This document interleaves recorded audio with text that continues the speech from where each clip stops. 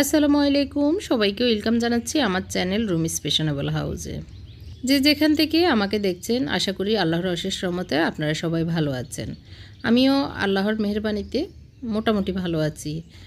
তো আমি আজকে সন্ধ্যা থেকে আমার ব্লগটি শুরু করছি। এই ব্লগটি আগামী দিন সন্ধ্যা পর্যন্তই কন্টিনিউ করছি, একটু একটু করে আর কি।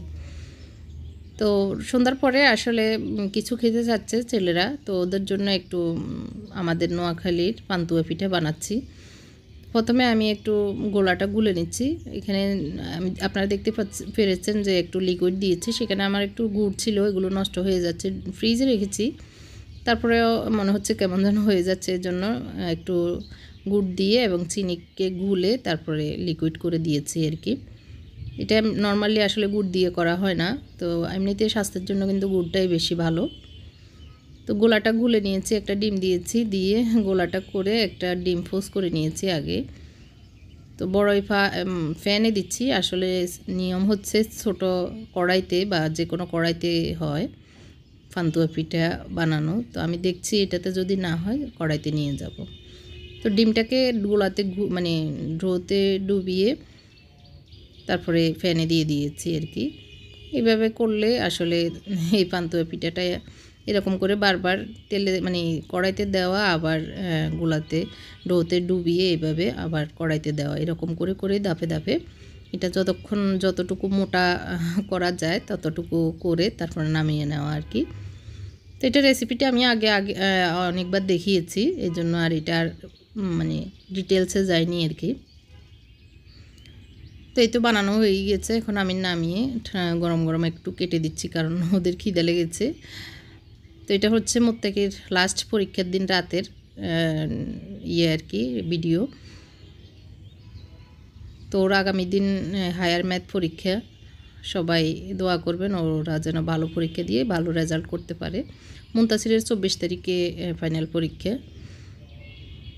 তো এই তো বানিয়ে নিয়েছি, মোটামুটি এইটুকু হয়েছে, আর কিছু ডো আছে, ওইটা আমি পাটিসাপটা বানিয়ে নিয়েছি।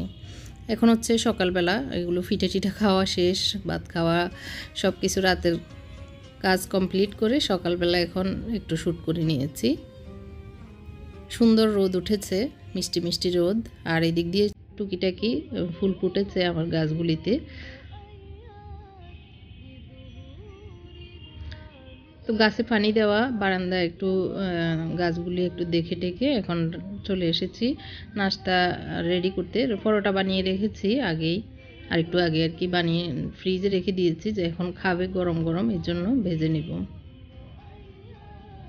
মুনতাসিরের জন্য একটা ডিম একটু ভেঙে তারপর করতে হয়, তো ওর জন্য একটু লবণ আর মরিচ পাউডার দিয়ে দিয়েছি, এভাবে ও খেতে পছন্দ করে। ডিমটাকে একবারে ভেঙে আর কি। আর আমি একটু ভাজি করে নিয়েছি, কিছু সিম ছিল একদম কচি, তো সেগুলি আর আলু দিয়ে একটু ভাজি করে নিয়েছি, আর ডিম পরোটা আর কি।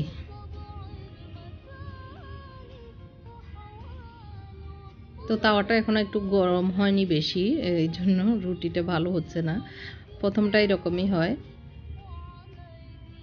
ভালোভাবে তাওয়া গরম হয়ে গেলে পরোটা রুটি ভালোই হয় সেঁকে নিতে আর কি। এদিক দিয়ে ওদের আব্বুর জন্য একটা ডিম পোচ করে নিচ্ছি।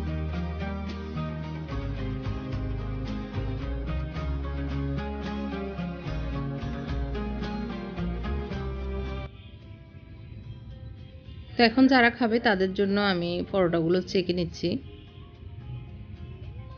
এই তাওয়াটা হচ্ছে আয়রন কাস্টের তাওয়া। কাস্ট আয়রন যেটাকে বলা হয়, খুবই ভালো মানের। তো এটাতে রুটি পরোটা সেঁকতেও আরাম লাগে, মানে নিচে লাগে না, আর খুব সুন্দরভাবে হয় এটা আর কি। তবে এটাকে যত্ন করতে হয়, না হয় একটু জং ধরে যায়। একটু তেল লাগিয়ে, পানি বেশি না লাগিয়ে তেল লাগিয়ে রাখতে হয় আর কি।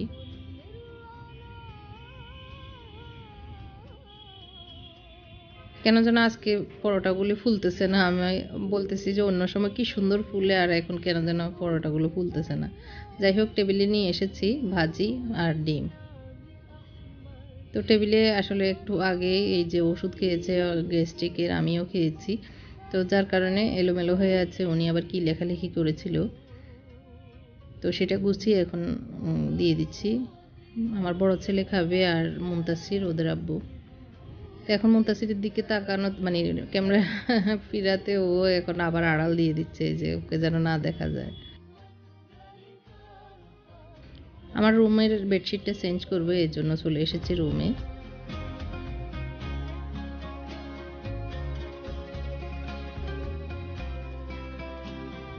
এই তো বেডশিটটা উঠিয়ে আরেকটা বিছিয়ে দিব।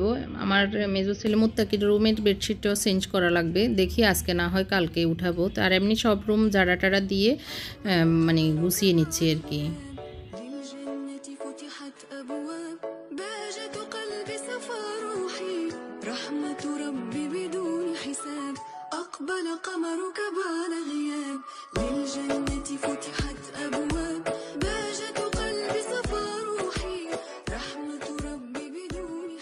তো এই তো গুছিয়ে নেওয়ার পরে এইগুলো আমার ফ্যাক্টরি মানে থেকে এসেছে, আবার কিছু স্টকে ছিল, এগুলো এখন শোরুমে নেওয়া হচ্ছে। আর যেগুলো ডেলিভারিতে যাবে এই জন্য ডেলিভারি ম্যান এসেছে, ওইগুলো ঠিকঠাক করে নিচ্ছে। তো এই কাজটা করতে গিয়ে অনেক টাইম লেগেছে আসলে।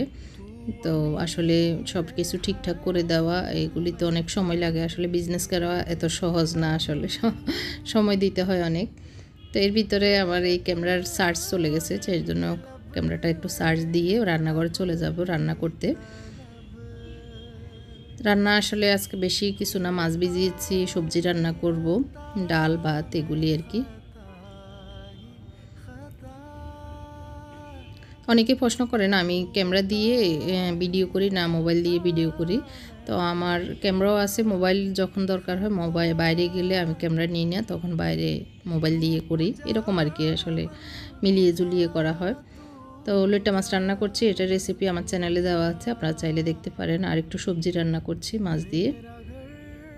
প্রথমে আমি মশলাপাতিগুলো কষিয়ে নিয়েছি, কষিয়ে এখন সবজিটা দিয়ে দিচ্ছি। একটু বরবটি আর ফুলকপি দিয়ে আর কি রান্না করছি। সাদাই বরবটিটা আমার কাছে অনেক মজা লাগে। তো একটু নেড়ে চেড়ে ঢাকনা দিয়ে দিব, দিয়ে এগুলো কষানো হলে তারপর মাছটা আবার দিয়ে দিব আর কি। যে অনেকক্ষণ আমি প্রায় 5-7 মিনিটের মতো এভাবে কষি, এখন মাছগুলো দিয়ে দিচ্ছি, দিয়ে একটু পানি দিয়ে একবারে দিয়ে দিব। আর ঝোল যেন না লাগে ওইভাবে পানিটা দিয়ে দিচ্ছি। আর একটু লাগবে, তো এই জন্য বেশি একবারে জলও রাখবো না, আবার বেশি পানি যেন না থাকে, সেই জন্য হিসাব করে দিচ্ছি আর কি।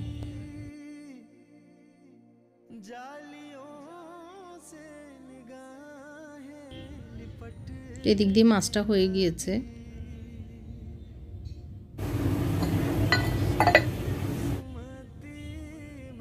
সবজিতে একটু বাগার দিয়ে দিচ্ছি। সবজিটা কিন্তু অনেক টেস্ট হয়েছে এভাবে রান্না করে, আর বাগার দেওয়াতে আর একটু গ্রান লাগতেছে যে এই আর কি। এখন একটু জোরের নামাজ পড়ে এসেছি, আমরা একসাথে পড়ে নিয়েছি।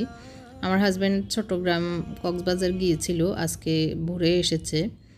তো ভোর 5টায় নাইটে এসেছিল আর কি। ভোর 5টায় এসে কিছুক্ষণ ঘুমিয়েছিল 10টা সাড়ে 10টা পর্যন্ত।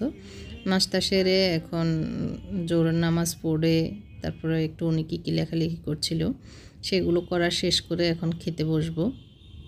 তো তার আগে একটু ভর্তা বানিয়ে নিচ্ছি, এখানে সরিষা শাকের ভর্তা। তো আলু সিদ্ধ করে সেটাকে চটকে নিয়েছি, আর সরিষা শাকগুলোকে একটু লবণ দিয়ে কষলিয়ে নিচ্ছি যাতে একটু সফট হয়ে যায় আর কি। আর এই সরিষা শাকের ভর্তাটা আমার হাজব্যান্ড খুব পছন্দ করে। তো সবসময় আলু দিয়েও করি না, শুধু মানে শুধু শাকটাকে কষলিয়ে নিলেই কিন্তু মজা লাগে, একটু মাছ ভাজা দিলে আর কি। তো আজকে মাছ ভাজা দিব না, এই জন্য আলু দিয়েছি। তো দেখতে পেয়েছেন সরিষার তেল অনেক বেশি পড়ে গিয়েছিল, তো সেটা একটু মানে নিয়েছি আর কি, ফেলে দিয়েছি, কারণ বেশি দিলেও খেতে ভালো লাগবে না, বেশি ঝাঁঝ লাগবে। তো এই তো ভালো করে এখন মেখে এখন টেবিলে দিয়ে দিব। একটু ঝাল কম হয়েছে কাঁচা মরিচে, তো এই জন্য একটু শুকনো মরিচকেও মানে ভেঙে দিয়ে দিয়েছি, যেটা চিলি ফ্লেক্স আর কি আমরা বলি।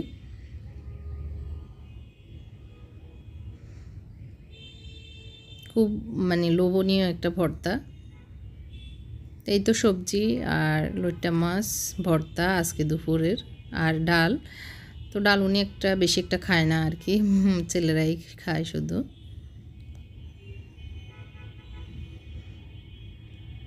তো এরপরে আমি ওনাকে বলতেছি আমি একটু নিউ মার্কেট যাব, আমার সাথে যাবে কি না, শরীরে কুলাবে কি না ওনার। তো বললো অসুবিধা নাই, যেতে পারবে। তো আমার সাথে সঙ্গী হবে। খাওয়া দাওয়া খেয়ে একটু পরে আমরা বের হব, কারণ হচ্ছে এখন 2টা বাজে, যেন 3টার আগে বের হতে পারি, কারণ দিনটা অনেক ছোট, বেশি যেন সময় লস না হয়। তো উনি বললো একটু চা খাবে, এই জন্য দুজনের জন্য একই কাফে একটু চা করে নিয়েছি। এখন বেরিয়ে পড়েছি আমরা যাওয়ার জন্য। তো সিএনজি নিব, এই জন্য তালতলার সামনে এসে সিএনজি নিচ্ছি, সিএনজি করে যাব।